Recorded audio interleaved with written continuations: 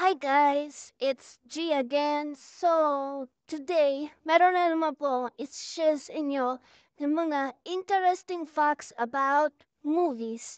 Well, ang title ng movie na i-share ko ay itong Bridge to Therapy. So, before ko nga mapanood yung movie, na-curious ako bakit Bridge to Therapy yung title until napanood ko and nalaman ko na iikot ang movie na to sa dalawang mag-best friend na si Jess and si Leslie.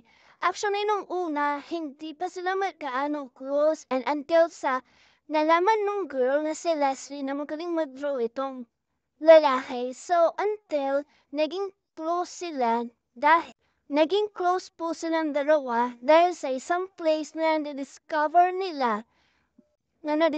nila sa gubat and actually silang dalawa meron silang nag-create sila ng imaginary world nila. So they call this place actually Terravita. So nag-build sila doon ng something parang parang sanctuary nila. Every time after the school, pumupunta silang dalawa doon tapos pinagtutulungan nila para ma-build yung place na yan kasi according sa kanila daw yung kingdom na yun. I mean, they call it their kingdom and that's their Tervitya. I mean, they call it Tervitya. And alam nyo guys, very risky yung nila kasi tatawid pa sa creek bago sila makarating dun sa place nila. I mean, dun sa parang sanctuary nila tsaka yung place na tinatawag na ng Terravitya. Ang ginagawa nila every time pumupunta sila doon is merong rope, merong Lies tali, tsaka dun yung silbing way nila para makatawid.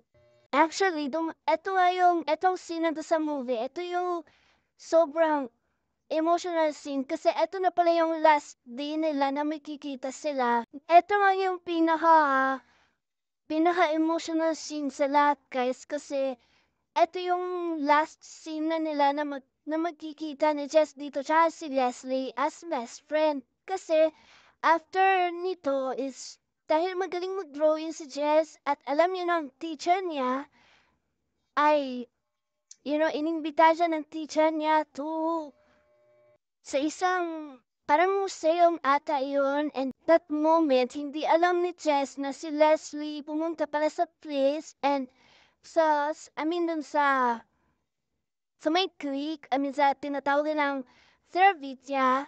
And sadly, dahil sa sobrang lakas ng tubig sa creek, actually Leslie died. And that's why, itong picture na to, makikita niyo na umiiyak si Jess dito. It's because she lost her best friend. And if you watch this movie, marami pang nangyari after the death of Leslie. And then, kaya pala Bridge to Terabithia yung title kasi dahil nga namatay yung best friend niya because wala siya tapos yung place nila is medyo risky kasi rope lang yung way para mahanaan sila. Rope lang yung ginagamit nila. So, ang idea, Jess, para wala ng is nag-build siya actually ng bridge para easy to go. So, parang yun pala yung purpose ng title kaya Bridge to Terabithia. Alam niyo ba yung interesting facts about this movie? It was actually dedicated to someone kasi yung novel, yung author ng novel na yun na Bridge to Terabithia, it was by Catherine Patterson. It was inspired by his son na si David Patterson na namatayan din ng best friend.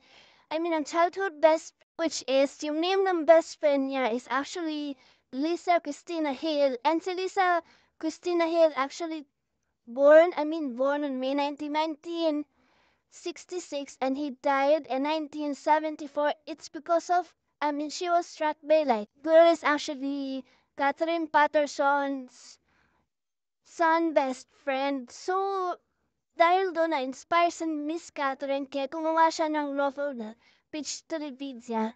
And, yan lang.